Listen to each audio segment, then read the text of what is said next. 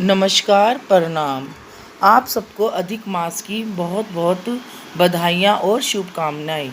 ये अधिक मास क्या है? अधिक मास है नारायण जी का मास। इसमें कहते हैं कि हम भगवान विष्णु जी की जितनी भी स्तुति कर सकें और जितना भी भगवान नारायण को भज सकें, उतना ही हमारे लिए अधिक मास में अधिक से अधिक हम श्रीमन नारायण का नाम जपें। जितना हम नारायण का नाम जपेंगे, हमें उतना ही मोक्ष की प्राप्ति होगी।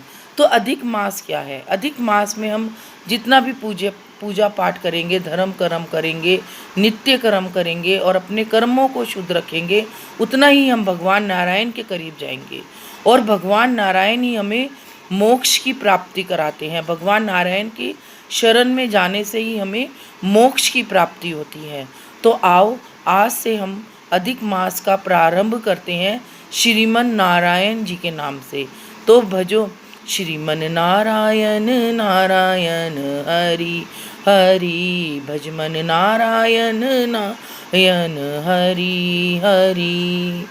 ओम नमो नारायण, ओम नमो नारायण हरि ओम नमो नारायण, ओम नमो नारायण, भजमन नारायण नारायण हरि हरि, श्रीमन नारायण नारायण हरि हरि, और भजमन नारायण नारायण हरि हरि। ओम नमो नारायण, ओम नमो नारायण, भजमन नारायण नारायण हरि हरि, श्रीमन नारायण नारायण हरि हरि। तो ओम नमो भगवते वासुदेवाय नमः।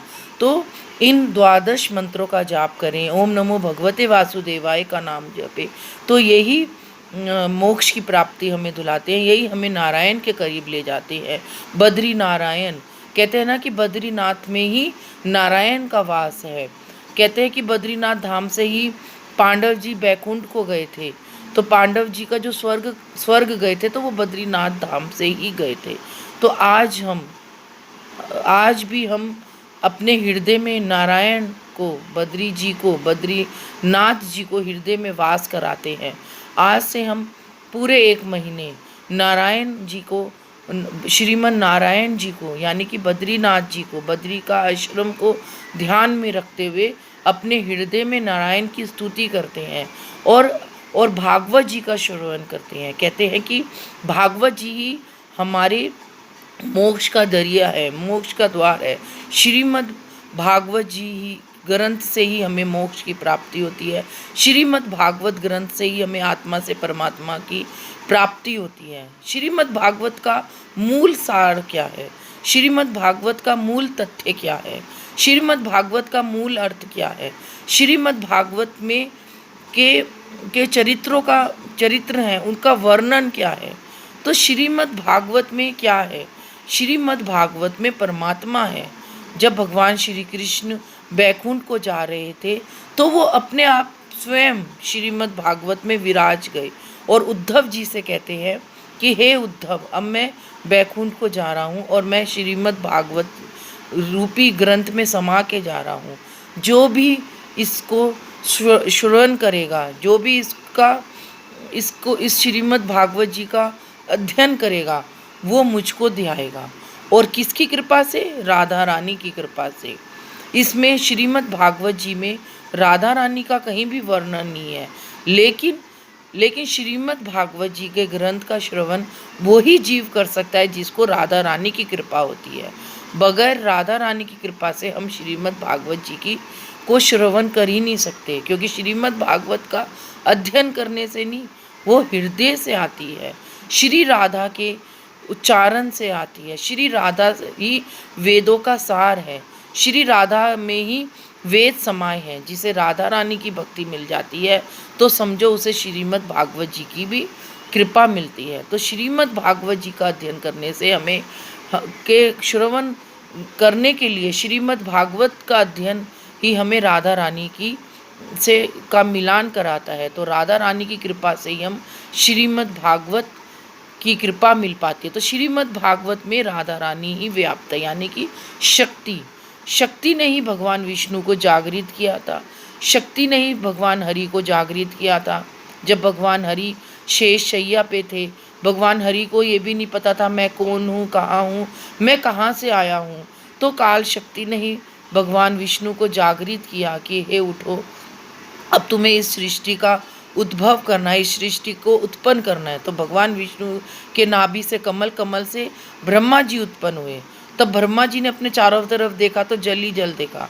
फिर ब्रह्मा जी उस कमल पुष्प की टहनी के द्वारा नीचे उतरे तो उनको चारों तरफ जल ही जल दिखाई दिया। तब उनके कानों में तप तप शब्द सुनाई दिया, तो उन्होंने 100 वर्षों तक तप किया।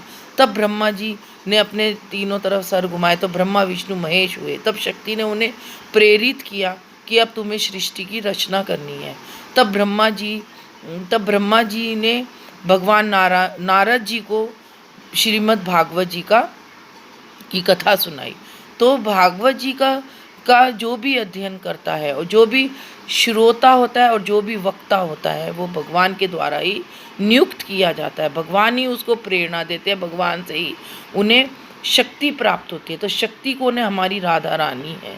तो भगवान विष्णु ब्रह्मा जी ने नारद जी को सुनाई, नारद जी ने सनत सनकादन आदि ऋषियों को सुनाई, उन्होंने फिर शौनकादि ऋषियों को सुनाई, और शिव जी ने माता पार्वती जी को सुनाई। तो माता पार्वती जी, जब शिव जी माता पार्वती जी को सुना रही थी तो उनकी जरा सी देर आँख लग गई, तो शुक नाम का एक तोता उनकी सुन रहा था।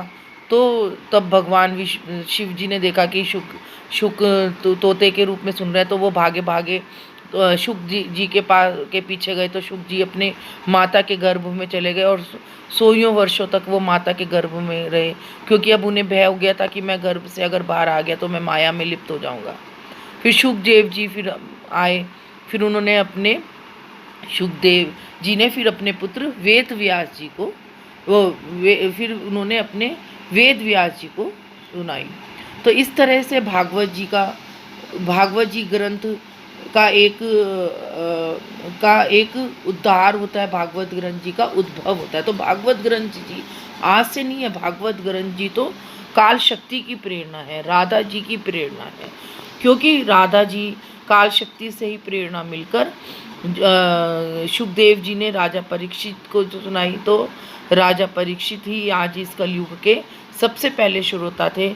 और आज जो हम जीव हैं, अपना जीवन किससे प्राप्त करते हैं? अपना जीवन हम भागवत जी के अनुसार से, हमारा जो सनातन धर्म है हमारा वो पूरा का पूरा भागवत ग्रंथ पर ही आधारित है। तो आओ हम सब मिलकर आज इस पावन जो ये महीना है, पुरुषोत्तम मास का महीना है, तो अपने आप को भागवत ग्रंथ का श्रवण करते हैं। मैं आपको भागवत ग्रंथ की महिमा, भागवत ग्रंथ की जो गूढ़ रहस्यता है, भागवत ग्रंथ का जो एक आध्यात्मिकता है। आज मैं एक गृहस्थ जीवन में हूँ, आज मैंने भागवत जी में द्विवर्षीय डिप्लोमा किया है, भागवत जी पे भगवान ने मेरे को रिसर्च किया। तो आज मैं एक गृहस्थ में रहकर भागवत जी पर बोल पा रही हूँ, भागवत जी के ऊपर को समझ पा रही हूँ, भगवान के विष्णु जी को समझ पा रही हूँ, भागवत जी को समझ पा रही हूँ। तो ये किसकी कृपा से?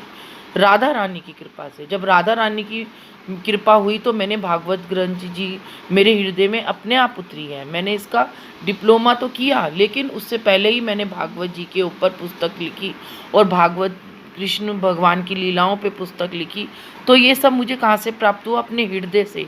मेरे हृदय में ही राधा रानी ने मुझे प्रेरणा दी और उसी से मैंने भागवत जी की विशेषता, भागवत जी की उपलब्धता, भागवत जी के चरित्र का वर्णन राजा परीक्षित, क्योंकि जब तक हम राजा परीक्षित जी को नहीं जानेंगे हम भागवत ग्रंथ में प्रवेश ही नहीं कर पाएंगे।